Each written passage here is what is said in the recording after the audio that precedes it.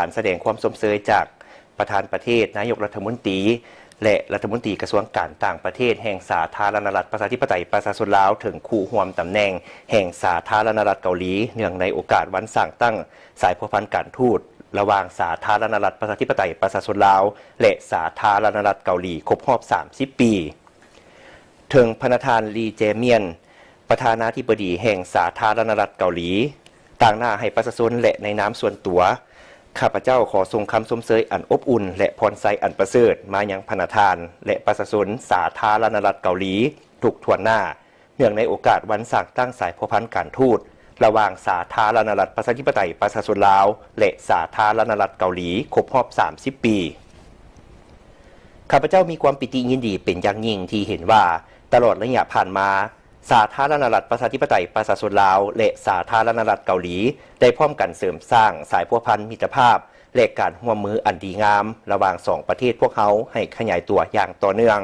ข้าพเจ้าเชื่อมั่นอย่างยักแน่นว่าด้วยความพยายามร่วมกันของสองฝ่ายสายพัวพันมิตรภาพอันใกล้ชิดและการร่วมมืออันมีมากผลระหว่างสองประเทศพวกเขาจะสืบต่อได้รับการหัดแน่นและพัฒนาขึ้นสู่ระดับสูงใหม่เพื่อนำเอาผลประโยชน์ตัวจริงมาสู่ประชาชนสองชาติลาวและเกาหลีก็คือเพื่อสันติภาพเสถียรภาพและการร่วมมือเพื่อการพัฒนาแบบยืนยงในภาคพื้นและสากลในโอกาสอันสง่าราศีนี้ข้าพเจ้าขออวยพรไซอันประเสริฐมายังพระประธานจงมีพลานามัยสมบูรณ์ประสบผลสำเร็จใหม่ใหญ่หลวงกว่าเก่าในภารกิจพัฒนาและนำพาประเทศชาติให้เจริญก้าวหน้าและรุ่งเรืองศรีวิไลยิ่งขึ้นโดยความนับถืออย่างสูงทองลุ้นศรีสุริตประธานประเทศแห่งสาธารณรัฐประชาธิปไตยประชาชนลาวพร้อมนั้นพระประธานสอนไซศรีพันดรนายกรัฐมนตรีแห่งสาธารณรัฐประชาธิปไตยประชาชนลาวก็ได้ทรงสารแสดงความสมเสยถึงพระประธานคิมมินซอกนายกรัฐมนตรีแห่งสาธารณรัฐเกาหลีและพระประธานท้องสวรรค์พรหมวิหารรัฐมนตรีกระทรวงการต่างประเทศแห่งสาธารณรัฐประชาธิปไตยประชาชนลาว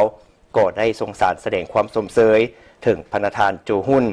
รัฐมนตรีกระทรวงการต่างประเทศแห่งสาธารณรัฐเกาหลีเนื่องในโอกาสวันสร้างตั้งสายพัวพันการทูตระหว่างสาธารณรัฐประชาธิปไตยประชาชนลาวและสาธารณรัฐเกาหลีครบรอบ30 ปี